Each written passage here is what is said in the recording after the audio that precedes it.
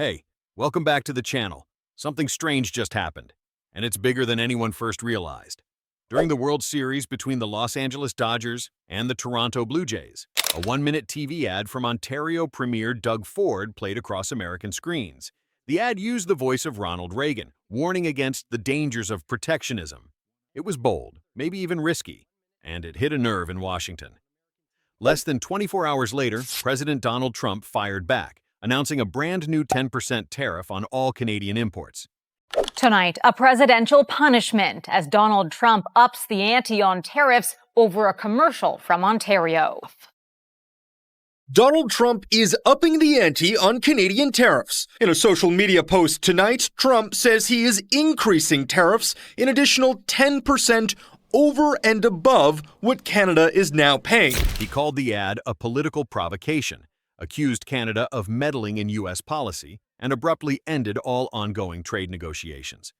At first glance, it seemed like just another exchange of words. But this wasn't rhetoric anymore. It was real economic firepower. The tariff stacks on top of the 35% duties already imposed on non-USMCA goods, plus extra levies on steel, aluminum, lumber, and auto parts. For industries that rely on cross-border supply chains, that extra 10% could be the final blow. And here's the twist. This all began not with a policy, but with a commercial break. So, what happens when a 60-second ad can reshape a trillion-dollar trade relationship? Was it political theater? Or the first domino in a new North American trade war?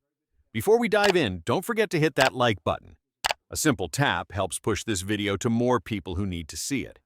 Canada lied. I mean, what they did was terrible. They made up a fake statement by President Reagan. Reagan was a big supporter of tariffs when needed. Said, we need tariffs for national security. And they totally turned it around because they're getting hurt by tariffs and we're gaining by tariffs. I heard that the president heard our ad. I'm sure he wasn't too happy, but it's real because it was coming from the best president the country's ever seen, Ronald Reagan.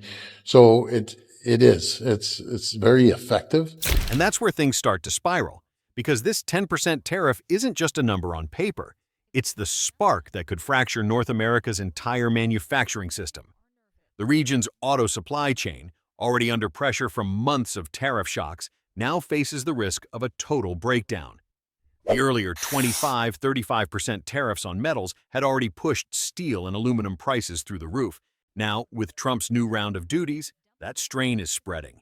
Automakers like GM, Stellantis, and Ford Canada are quietly scaling back production plans, with some considering cuts to night shifts just to stay afloat. For smaller suppliers, the companies that make everything from brake systems to wiring harnesses, this is existential. Many can't absorb the new costs or relocate their operations fast enough, meaning bankruptcies could rise across the industrial corridor that stretches from Windsor to Detroit. And the pain doesn't stop there. Consumers on both sides of the border are expected to face car price hikes of 5 to 10%, while economists warn that Canada alone could lose up to 150,000 jobs, most of them concentrated in Ontario's manufacturing heartland. The question now is no longer if the system can hold, but how long it can survive before the first break becomes a collapse. Still with us? Hit that subscribe button so you don't miss what's next. And right at the center of this storm stands General Motors, once the symbol of seamless North American trade, now caught in the crossfire of political and economic retaliation. As costs climbed and uncertainty deepened, GM quietly announced it would cut the third shift at its Oshawa plant, citing a changing trade environment. The decision immediately affected around 700 workers, sending a ripple of anxiety through Canada's manufacturing belt. Ottawa didn't stay silent. In a rare move, the Canadian government reduced GM's duty-free import quota by 24.2% and slashed Stellantis' allocation by half, arguing that both automakers had failed to meet their domestic production commitments. The message was clear: if you move jobs out of Canada, don't expect full access back in. Meanwhile, the economics of car building have turned upside down. Some components now cross the border up to 8 times before final assembly, meaning every round trip adds layers of tariffs, paperwork, and shipping delays. Analysts estimate logistics costs have jumped between 12 and 18%, eroding profits faster than automakers can adjust pricing.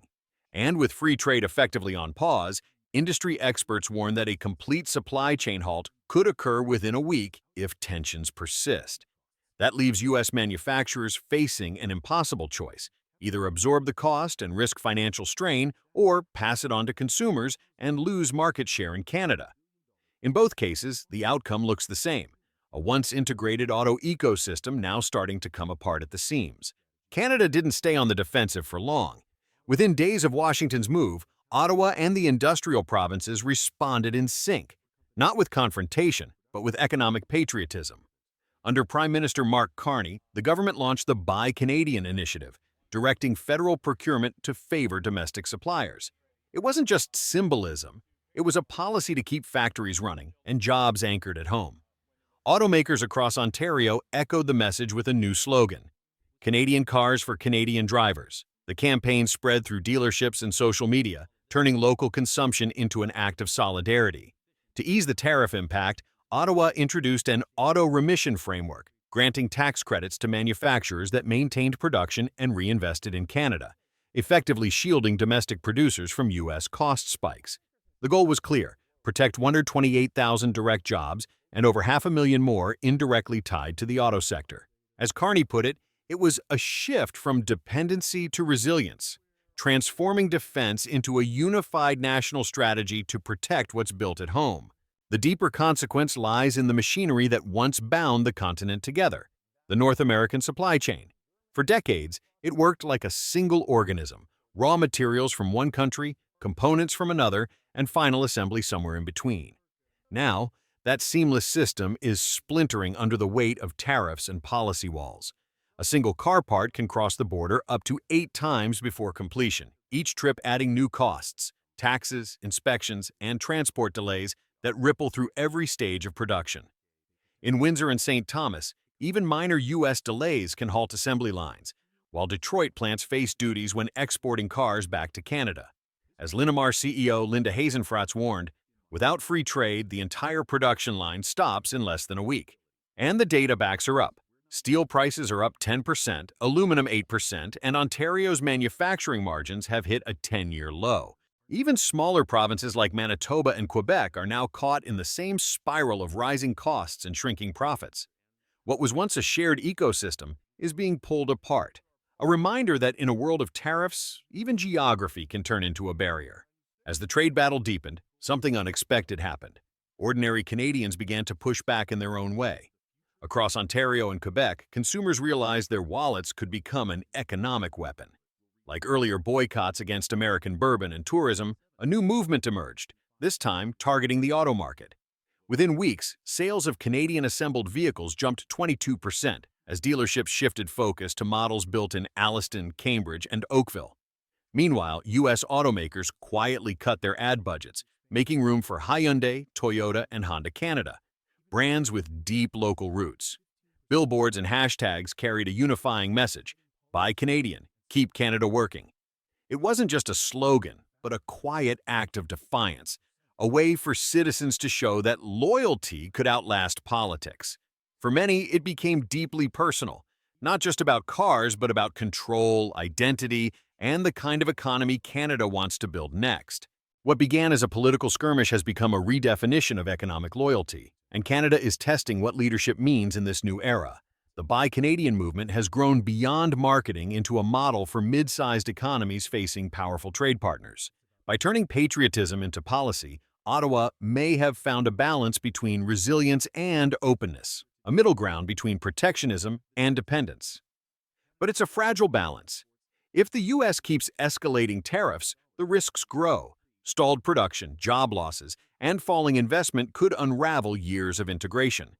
Experts warn that Canadian cars for Canadians will only work if Canada keeps its currency stable, invests in infrastructure, and strengthens its skilled workforce.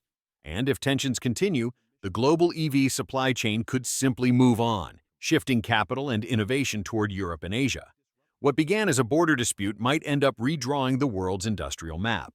So the question is, can self-reliance protect a nation in a globalized economy, or is it just the first step toward a deeper divide? Thanks for sticking around. If you found this valuable, like and subscribe to support more content like this, and share your thoughts below. How should Canada navigate this new age of economic nationalism?